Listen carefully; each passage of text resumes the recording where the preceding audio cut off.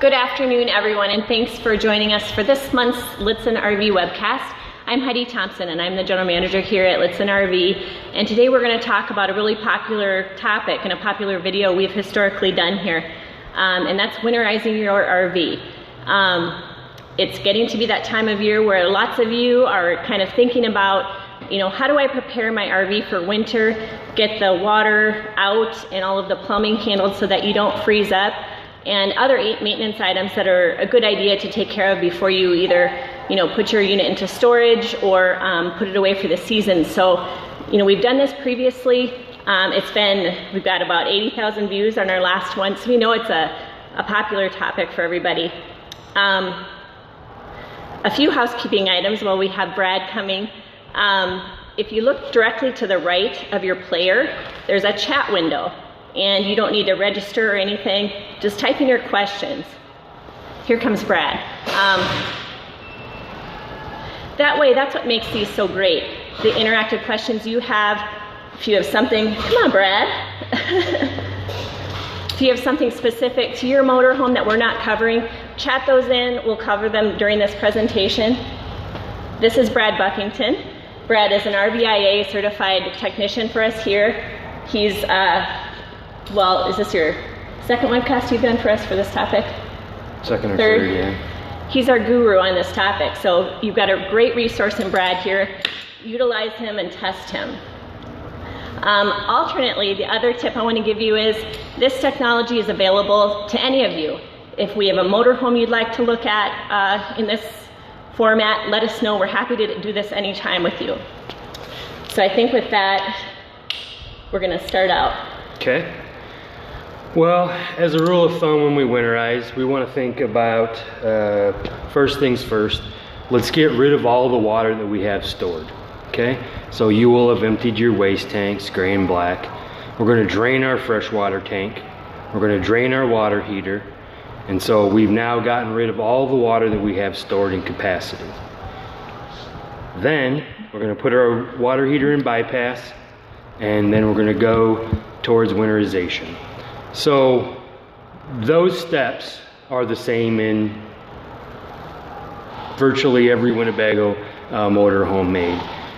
Differences would be if you have an aqua-hot system, you have an on-demand water heater. Those types of water heaters don't have drains, and we winterize through them as they sit. So as a point of reference on an aqua-hot, you're going to go RV antifreeze all the way through that aqua-hot. Some people ask the question, can I blow my water lines out? And if you have an aqua-hot system or an on-demand water heater, it's impossible. So you have to use RV antifreeze all the way through those coils because you cannot blow all of the water out of those lines. So today we're doing a view, so those aren't going to come into play. But if you don't own a view, those things and all of the things that we're going to talk about today will be very similar, maybe some different locations, but the process, getting rid of our stored water, draining our water heater, draining our freshwater tank, bypassing the water heater, and then winterizing the water lines using RV antifreeze will be the same process. Yours just might be in a few different places. All right. You might want to handle some extra things that you might have, like the ice maker, like our washer and dryer, and we can just kind of talk and give some quick tips on that because we obviously aren't showing one that has that, but we know a lot of you have that out there. Want to do that now? Sure. Okay. We do have a question already, if we can address that. Yes. Somebody asked if they're planning on traveling during the winter months, do they need to winterize? Okay. Well, if you are traveling in below freezing temperatures, okay, obvious answer is yes, water freezes at 32 degrees. However, using your furnace in every floor plan available to Winnebago, our freshwater system is above floor and protected while we're running the furnace. Areas that are below the floor, your water compartment, freshwater tank, those things that are below the floor, Winnebago has ducted some heat to that area. Some units are equipped with heated drainage for your gray and your black if those tanks happen to be outside. So at or near freezing with your furnace running, you would be fine. You're going to be protected. You get substantially below freezing in, teens, 0 and below 0. At times, furnace isn't probably going to be enough as you're going down the road. That heat's going to be drawn out of the unit. And so at that point, it would be best to go ahead and winterize your unit so that you don't have those types of problems.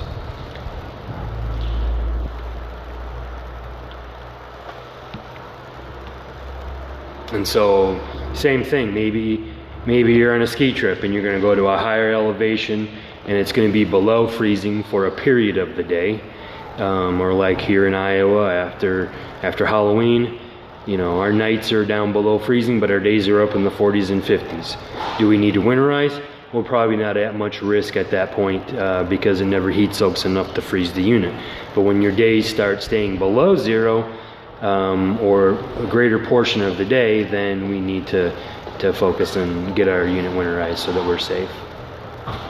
All right, let's get started then. Okay, so we will assume that we have done some of those first steps that we talked about as far as draining our gray and our black tank.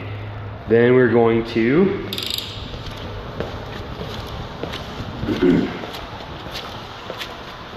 be covering some of our other items as far as don't forget to do your outside shower. Very common problem where someone totally forgot about their outside shower. And so actually when I'm winterizing, I just when I'm getting things ready, I just set that out so that I don't forget that it exists and accidentally skip it. So of course here I'll have drained my gray and my black tank, and then we'll go inside and take care of a few of our other items.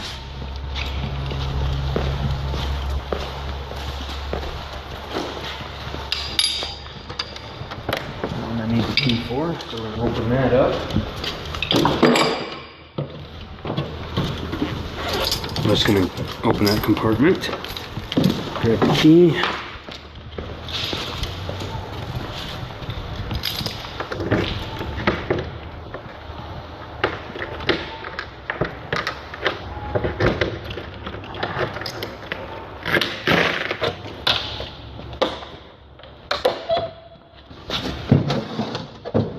Okay, in this particular floor plan, some of our jobs will be in here. And so most of our Winnebago motorhomes have an RV antifreeze siphon tube that will look like this. And always at the base of this tube or mounted in a panel above, we will have a valve.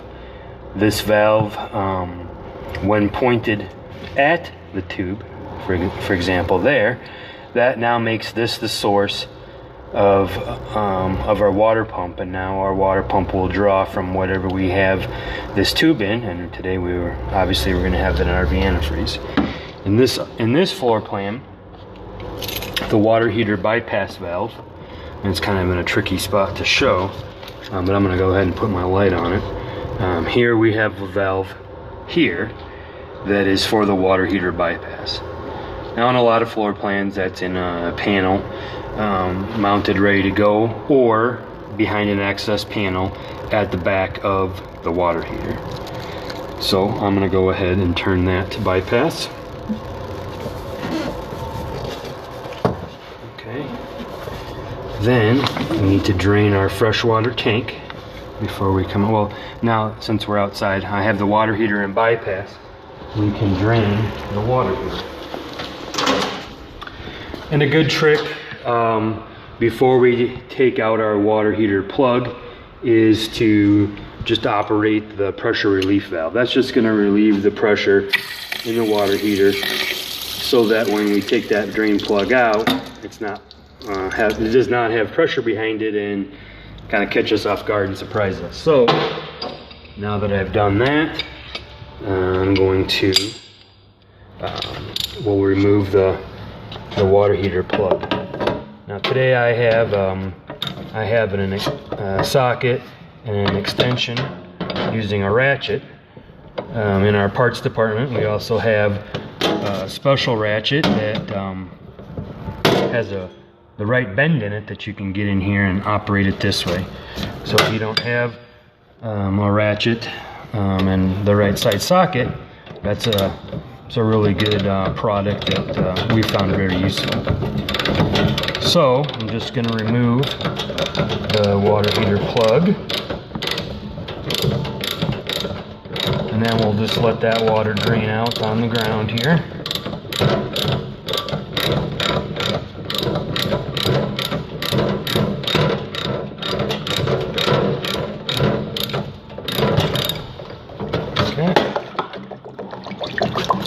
Set that plug up for now. So now we're just going to allow that to drain out.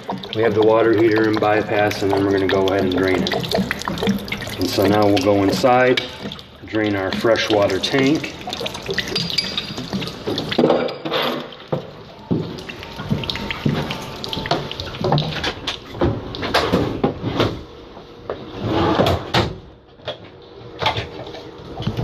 It's all screwed down.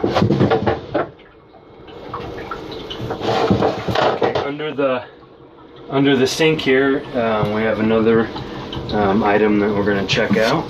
That is also any water filters that you may have installed. So here today we have our 3M water filter, and we will need to take that out. And then these larger 3M filters, they have this as their bypass plug. So before we draw the RV antifreeze through, we will put the bypass plug in place. The smaller of the 3M filters, they do not have a bypass plug and they don't need one. And then if you have the large silver even pure filter, those also have a very similar bypass plug. So I'm going to go ahead and remove that filter.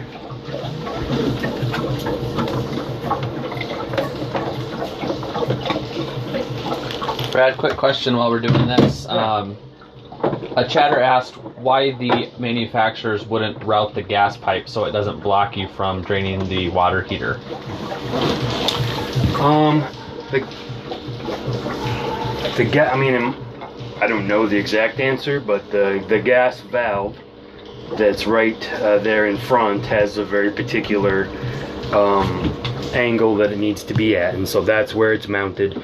And it just so happens to be right in front of that plug. With the right equipment, it's really not in your way, like that bent wrench that I mentioned that we have in our parts department, or with I brought a long extension today, but a little bit shorter extension ratchet and that socket, you can shoot right around it. And then also that drain plug does come out at an angle as well, so there's no straight shot on it anyways, but it's just one little thing to work around, I guess. So I have our filter out. You know, we usually dispose of our filters at this time. You know, since I don't feel there's sense in saving it over the winter. Just a good time to get a new one on order and ready to go for when you're ready in the spring. But leaving that water filter in is going to cause you some trouble down the road, so make sure you get that out and ready to go. Then, just a second. Okay. Then I'm going to get this ready for draining our freshwater tank. And of course, in most plans, these are in various locations. In this particular floor plan, they're located here underneath the dinette seat with these two freshwater tanks bulkhead together. So depending on your motorhome, they're going to be probably in different locations. But in here, this is where our tank is at, and the freshwater drain will be this yellow handled ball valve. And so when that ball valve is in line, like I have it now, then we are allowing the water to flow out and then drain the freshwater tank. So we've taken care of that, and we're getting that drained out. So now we have no more water, or we will have no more water left in our freshwater tanks. We've drained our water heater, We've replaced our water filter. We've put our water heater in bypass. All of the water that we have intentionally stored in capacity is now gone. Now we need to replace the water in the water lines with our RV antifreeze. And so we're going to do that by going outside, putting that clear tube in our gallon of RV antifreeze, using our water pump to draw that through to all of our fixtures. So I think we'll step outside and get that ready. Okay.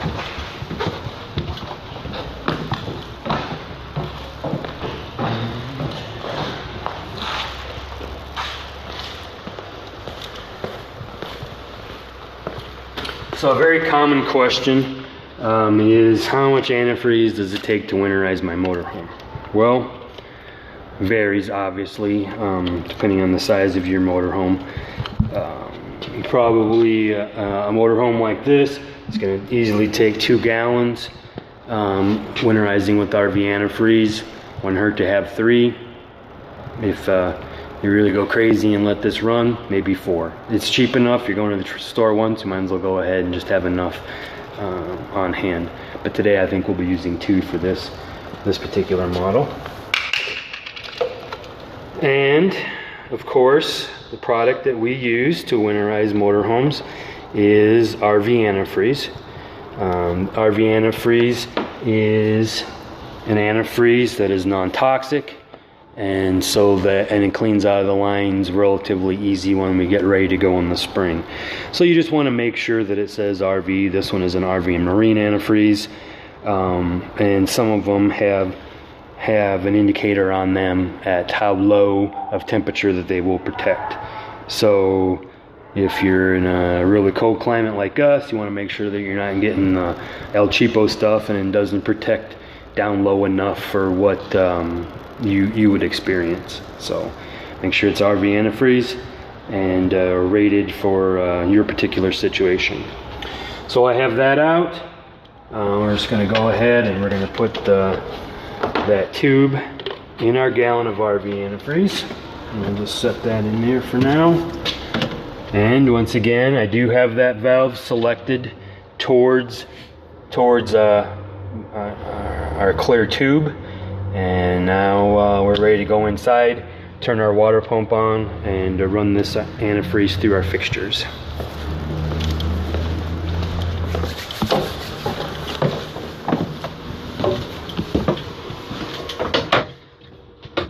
So the idea obviously behind this is that we need to get the RV antifreeze through all of our water lines, hot and cold. So I'm going to turn on the water pump. We're now grabbing that RV antifreeze and bringing it through, and I'm going to open up the faucets until they run pink with that RV antifreeze. There you go. Running kind of clear now, so we're forcing out some of that water that we may have had in there before. And there now she's running pink. So I know that on the cold I have RV antifreeze through, and then I'll go over to the hot and I'll bring that through on the hot side as well. Okay? So once we have both of those accomplished, we're good on that sink. And obviously just going to run around and do that same thing. Run clear to pink. Now I'm going to do that on the hot. Clear. And there it turned pink. Okay, so that faucet is done. And of course on our toilet, we're going to go ahead and depress our toilet pedal until we get pink antifreeze through there. And now that's pink. If your toilet is equipped with a toilet sprayer, then we obviously have to do that as well. And there we got our antifreeze through there. And Murphy's Law says that just about when you're done, you run out of RV antifreeze. So we've used 1 gallon so far. So we're going to go outside and swap out that gallon of RV antifreeze real quick. And we can do the shower.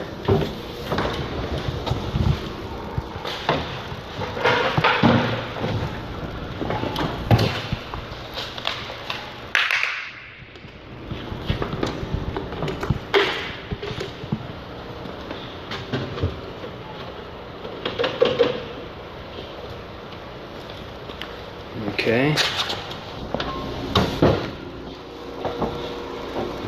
So now we've swapped that around. And then we're going to do the same thing on our shower.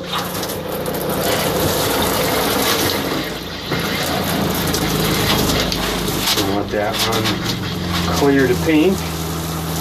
So now we got our antifreeze through there. We'll do the same on the cold. She's running clear. And there we got the pink. So, and what's the one thing that we don't want to forget? We got to go outside and do our outside shower. So we'll go out to that rear compartment and do that one as well.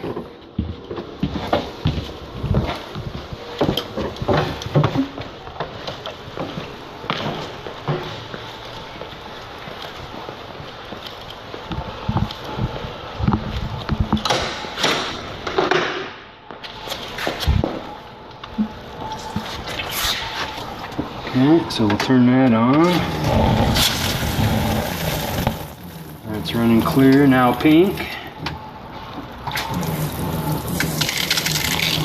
And clear to pink. So we're good there. So now we have replaced all of the water in our water lines, ran it through all of our faucets, through the water pump. Now the only thing that we have left is our traps, and so all of our drains in our sink, in both of our sinks and in our shower, we have the P trap going there, and we need to dump some RV antifreeze down that to replace the water in the trap. So we'll go inside and we'll do that task.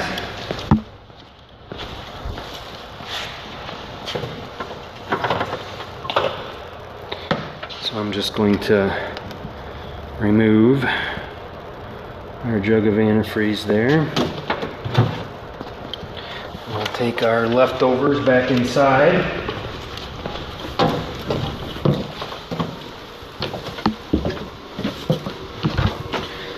And so now, in all of our sinks, we're just going to, because what we've already ran down there before was water, and then backed up with a little antifreeze, but we still want to put some antifreeze down there to make sure that we have a pure, not diluted antifreeze sitting in the trap. Okay, so we got some there. And of course in our vanity sink. And a little down the shower.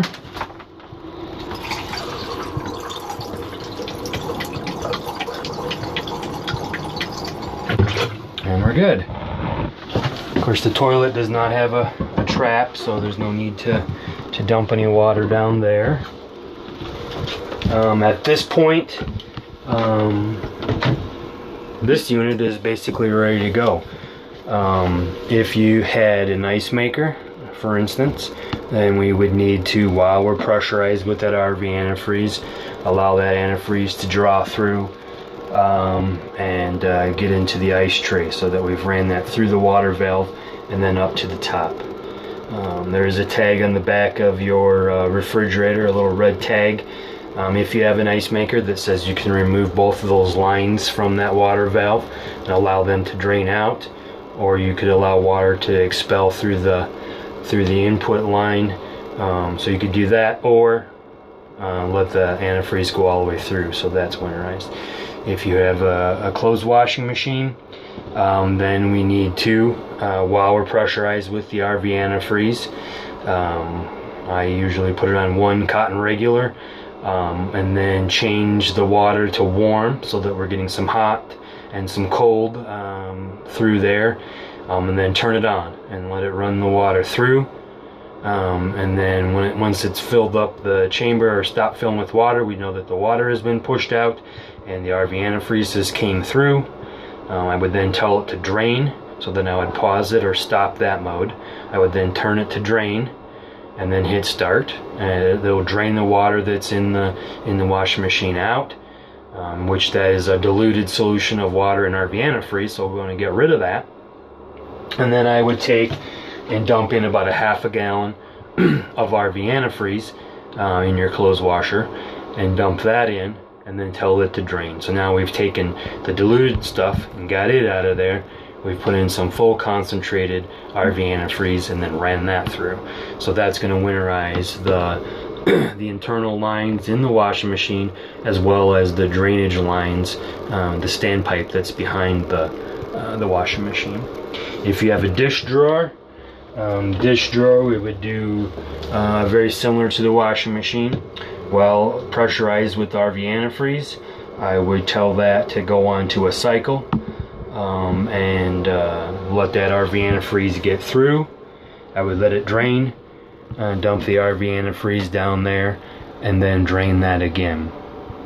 And of course, when we're doing the ice maker, the dish drawer, the washer and dryer, those extra features, we want to make sure that we have the water valves to those devices on. So in other words, if you had the water shut off to the refrigerator, we would need to make sure that we open that valve back up and then get that RV antifreeze through.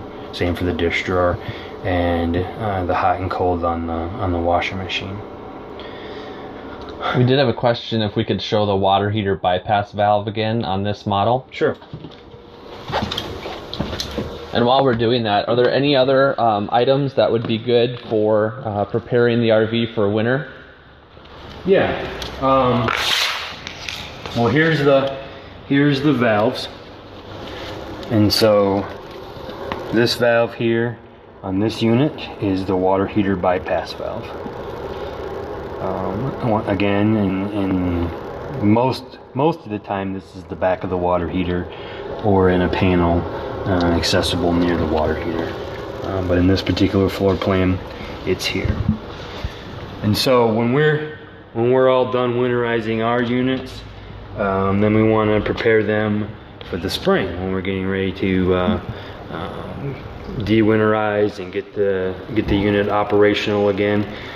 So it's now a good time to put some of these valves back in their proper positions so that 4 or 5 months from now we're not all confused on why something's not working, when here it was just a valve that you may have turned during winterization. And then of course getting the plug back in the water heater and returning the unit to ready mode again.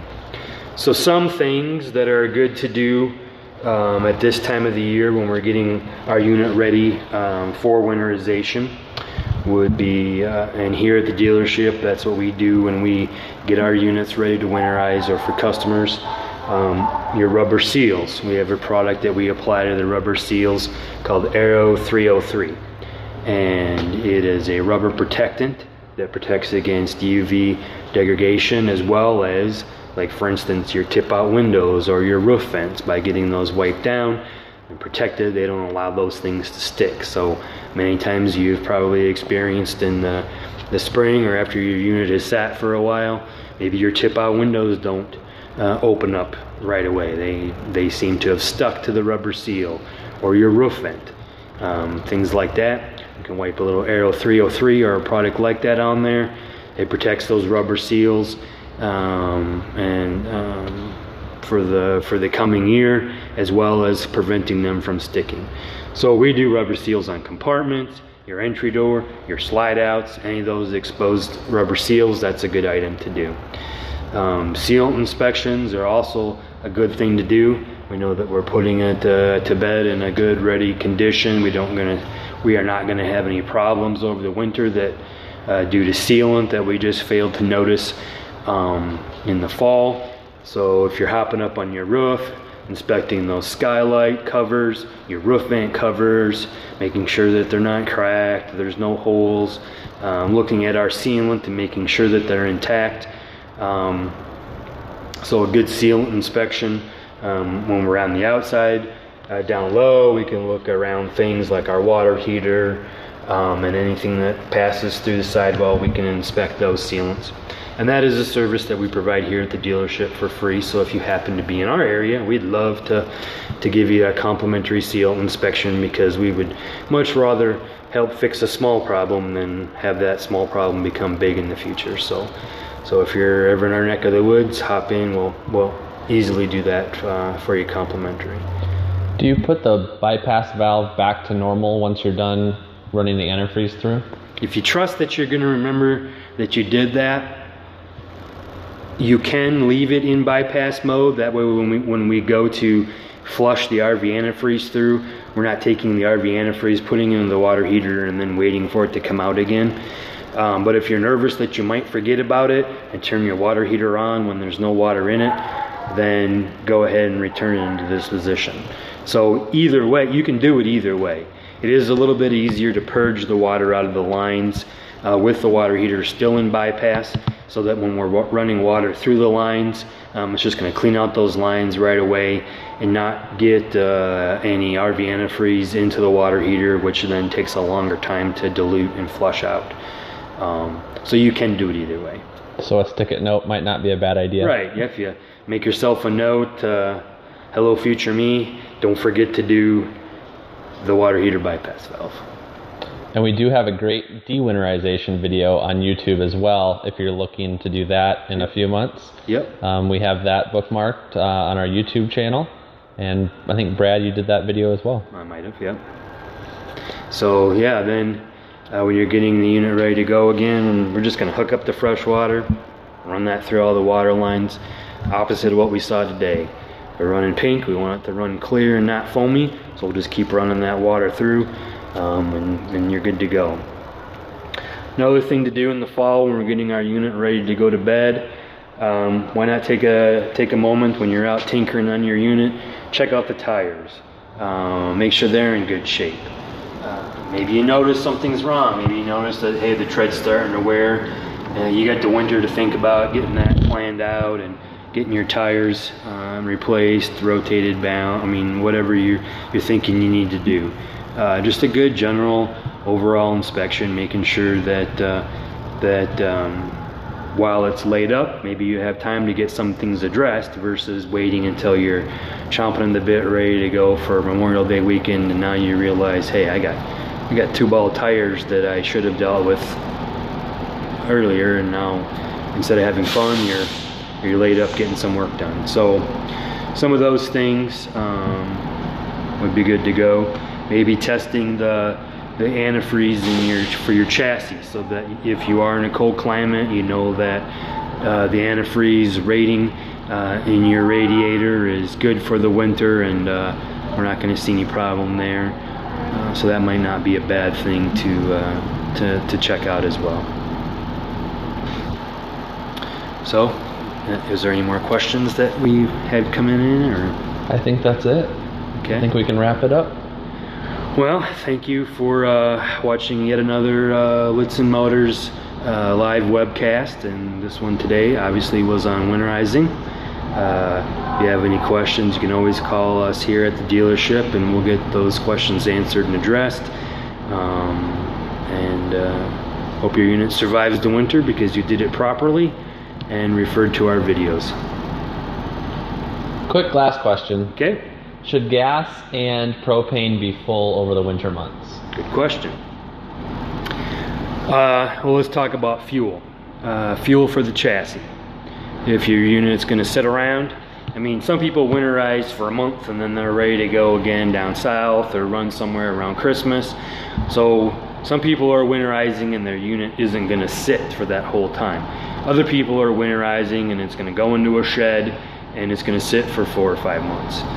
If those units are going to go sit around, then it would be a great idea, and it's a good thing that you asked this question because I just totally skipped my mind, to treat your fuel, whether it be gasoline or diesel.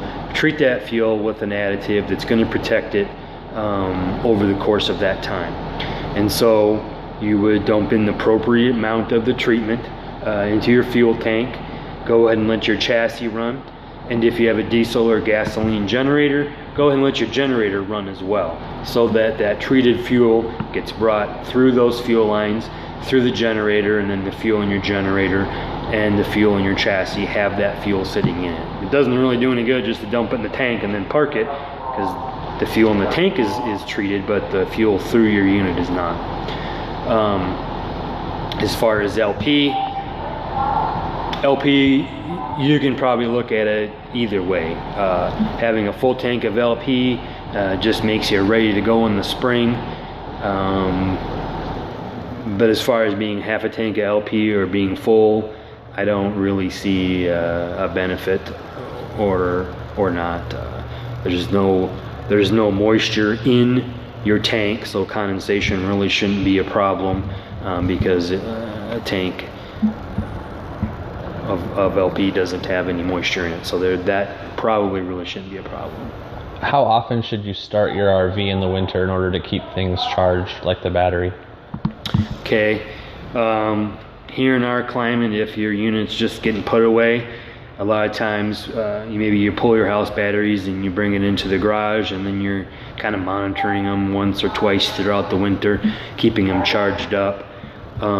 Chassis, like here on a Sprinter chassis, a full battery, a full good condition battery put away should have a good enough shelf life that it probably will last the winter and be fine. Especially, well, only if you do the battery disconnect cable, and we can go peek at that in a minute. So if that battery is disconnected, nothing can be drawing from it. It should sit pretty good throughout the winter.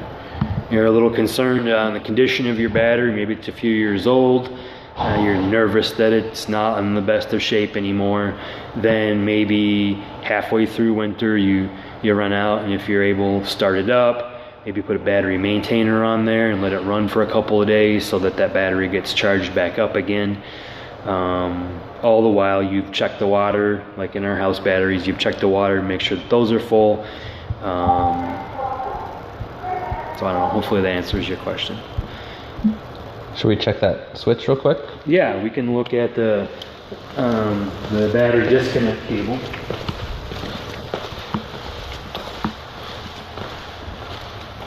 And just a reminder to everyone, in case you've missed any part of this webcast, in our video library we do have all of our webcasts archived, so you can check that out on the page. Just go to the lifestyle tab on our website and then go to the video library.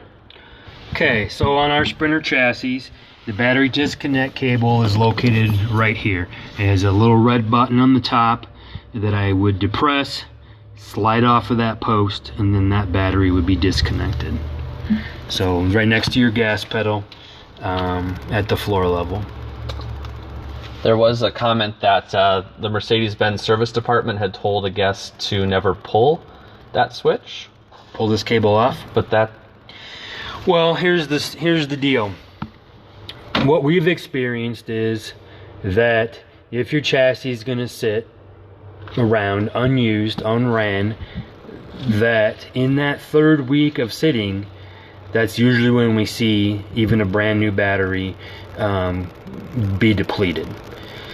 So if you're not going to ever disconnect the cable that they provide for you, then you're going to have to keep in mind that you're going to either have to come out and start it, or put some sort of a battery maintainer on the battery post under the hood, or whatnot. But here at the dealership, we disconnect that cable all the time when our units are parked for storage. There is a little sticker down here next to that battery post that says that you need to wait 10 minutes after you've driven the vehicle so that all the systems can go ahead and shut down, and then it's safe to turn it off. So if you don't wait the 10 minutes, you will get a check engine light that will clear itself after you've driven a period of time. But we haven't seen any problems with that, and I guess I personally have not read anything in the Mercedes manual that says that you shouldn't disconnect that cable. Okay, question about the generator. Running the generator during the winter, how often should that be done? What type of load? Right. The manual for your generator is going to say that you should exercise that generator once a month for 2 hours, half of that time under a load. So that's what the manufacturer is going to recommend.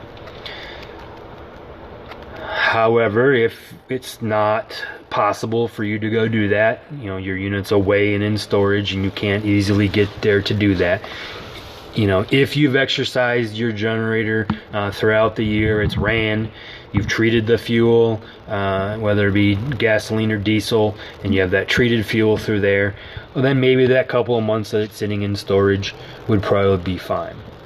If it is convenient for you to get to your unit and exercise it, then the same conditions that the manufacturer recommends would apply. If you can get there and do it, then go ahead and exercise it once a month and get that fresh fuel through there and heat it up and drive out any moisture and let those brushes and contacts run so that they don't have corrosion and can provide adequate electricity.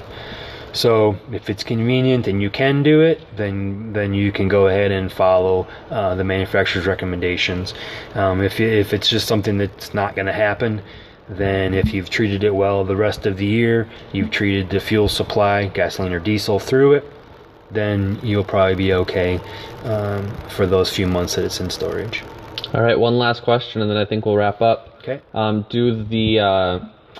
Does the solar battery trickle charger work in the winter months?